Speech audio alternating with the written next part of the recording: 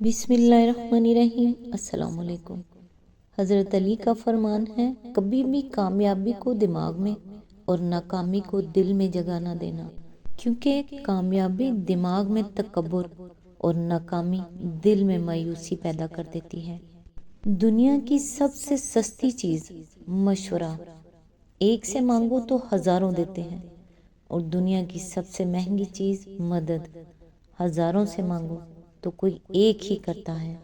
میں نے دانائی اندھوں سے سیکھی ہے، کیونکہ وہ جب تک جگہ ٹٹول نہیں لیتے قدم نہیں رکھتے۔ اگر لوگ تمہاری وہ صفت بیان کریں جو تم میں نہیں تو مغرور مت ہو جاؤ، کیونکہ جاہلوں کے کہنے سے ٹھیکری سونا نہیں بن جاتی۔ اللہ تعالیٰ سے دعا ہے کہ وہ ہم سب کو نیکی کی ہدایت دے اور اپنے نیک بندوں میں شامل کرے۔ اللہ تعالیٰ آپ کو اور آپ کے تمام اہل و عیال کو اپنے حفظ و امان میں رکھے، آمین۔ آج انشاءاللہ سورہ الاحزاب کی آیت نمبر 57 سے سٹارٹ کریں گے۔ اس کا ترجمہ اور تفسیر تفہیم القرآن سے بیان کروں گی، جو اہل سنت جماعت کے لیے ہے۔ اعوذ باللہ من الشیطان الرجیم، بسم اللہ الرحمن الرحیم۔ جو لوگ اللہ اور اس کے رسول کو اذیت دیتے ہیں، ان پر دنیا اور آخرت میں اللہ نے لعنت فرمائی ہے اور ان کے لیے رسوا کن عذاب مہیا کر دیا ہے۔ اس کی تفسیر ہے، اللہ کو اذیت دینے سے مراد دو چیزیں ہیں۔ ایک یہ کہ اس کی نافرمانی کی جائے، اس کے مقابلے میں کفر و شرک اور دہریت کا رویہ اختیار کیا جائے، اور اس کے حرام کو حلال کر لیا جائے۔ دوسرے یہ کہ اس کے رسول صلی اللہ علیہ وآلہ وسلم کو اذیت دی جائے، اور رسول کی نافرمانی خدا کی نافرمانی ہے۔ آیت نمبر 58۔ اور جو لوگ مومن مردوں اور عورتوں کو بے قصور اذیت دیتے ہیں، انہوں نے ایک بڑے بہتان اور صریح گناہ کا وبال اپنے سر لے لیا ہے۔ اس کی تفسیر ہے، یہ آیت بہتان کی تعریف متعین کر دیتی ہے، یعنی جو عیب آدمی میں نہ ہو یا جو قصور آدمی نے نہ کیا ہو، وہ اس کی طرف منسوب کرنا۔ نبی صلی اللہ علیہ وآلہ وسلم نے بھی اس کی تصریح فرمائی ہے۔ ابو داؤد اور ترمذی کی روایت ہے کہ حضور صلی اللہ علیہ وآلہ وسلم سے پوچھا گیا، غیبت کیا ہے؟ آپ صلی اللہ علیہ وآلہ وسلم نے فرمایا، تیرا اپنے بھائی کا ذکر اس طرح کرنا جو اسے ناگوار ہو۔ عرض کیا گیا، اور اگر میرے بھائی میں وہ عیب موجود ہو؟ آپ نے فرمایا، اگر اس میں وہ عیب موجود ہے جو تو نے بیان کیا تو تو نے اس کی غیبت کی، اور اگر وہ اس میں نہیں ہے تو تو نے اس پر بہتان لگایا۔ یہ فعل صرف ایک اخلاقی گناہ ہی نہیں ہے جس کی سزا آخرت میں ملنے والی ہو، بلکہ اس آیت کا تقاضا یہ ہے کہ اسلامی ریاست کے قانون میں بھی جھوٹے الزامات لگانے کو جرم مستلزم سزا قرار دیا جائے۔ آیت نمبر 59۔ اے نبی، اپنی بیویوں اور بیٹیوں اور اہل ایمان کی عورتوں سے کہہ دو کہ اپنے اوپر اپنی چادروں کے پلو لٹکا لیا کریں۔ یہ زیادہ مناسب طریقہ ہے تاکہ وہ پہچان لی جائیں اور نہ ستائی جائیں۔ اللہ تعالیٰ غفور الرحیم ہے۔ اس کی تفسیر ہے، اصل لفظ ہیں یدنین علیہن من جلابیبہن۔ جلباب عربی زبان میں بڑی چادر کو کہتے ہیں، اور ادنا کے اصل معنی قریب کرنے اور لپیٹ لینے کے ہیں، مگر جب اس کے ساتھ اعلیٰ کا صلہ آئے تو اس میں ارخا یعنی اوپر سے لٹکا لینے کا مفہوم پیدا ہو جاتا ہے۔ موجودہ زمانے کے بعض مترجمین و مفسرین مغربی مذاق سے مغلوب ہو کر اس لفظ کا ترجمہ صرف لپیٹ لینا کرتے ہیں تاکہ کسی طرح چہرہ چھپانے کے حکم سے بچ نکلا جائے، لیکن اللہ تعالیٰ کا مقصود اگر وہی ہوتا جو یہ حضرات بیان کرنا چاہتے ہیں تو وہ یدنینا الیہن یعنی الف سے الہن فرماتا۔ جو شخص بھی عربی زبان جانتا ہو کبھی یہ نہیں مان سکتا کہ یدنینا علیہن یعنی کہ عین سے علیہن کے معنی محض لپیٹ لینے کے ہو سکتے ہیں۔ مزید برآں من جلابیبہن کے الفاظ یہ معنی لینے میں اور زیادہ مانے ہیں۔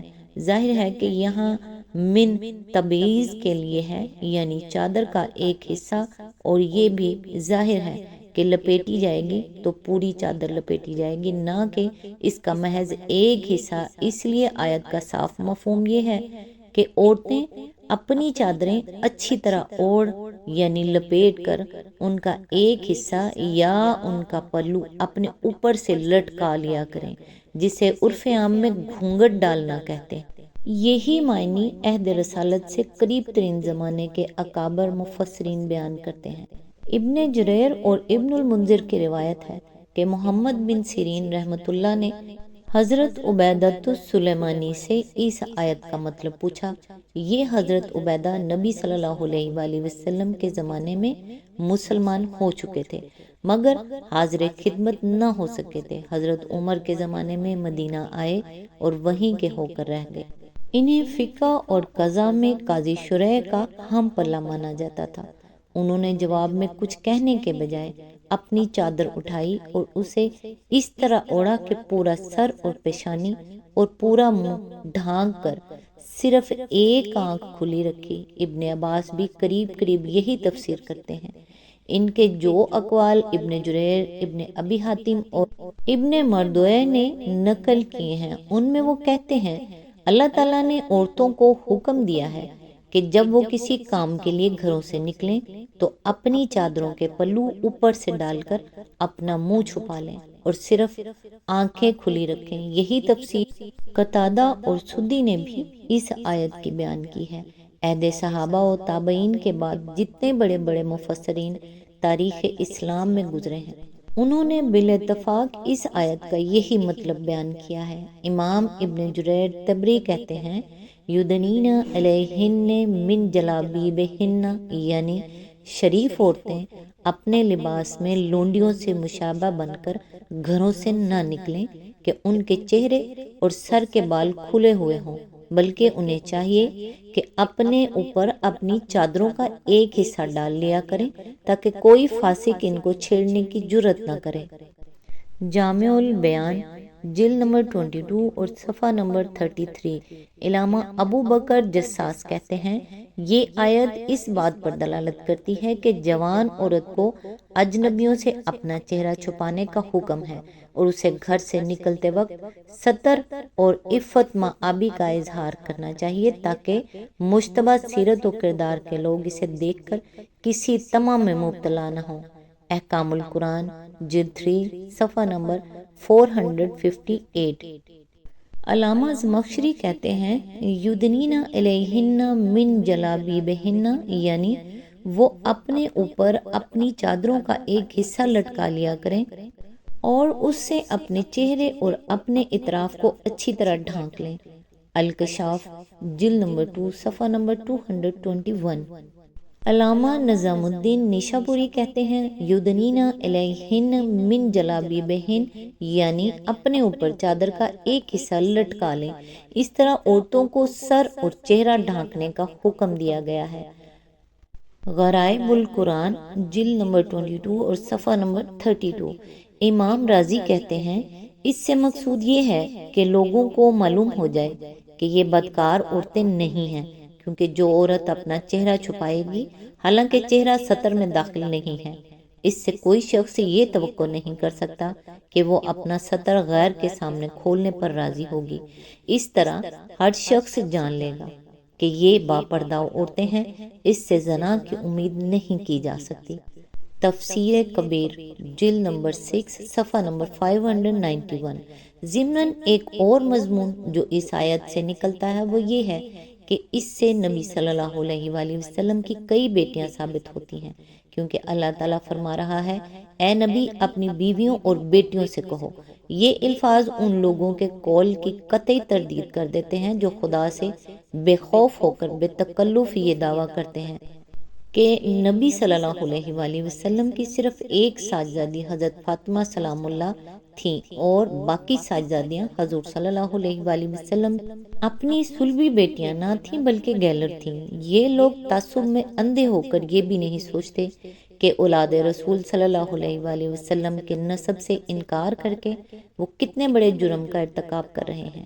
اور اس کی کیسی سخت جواب دہی انہیں آخرت میں کرنی ہوگی۔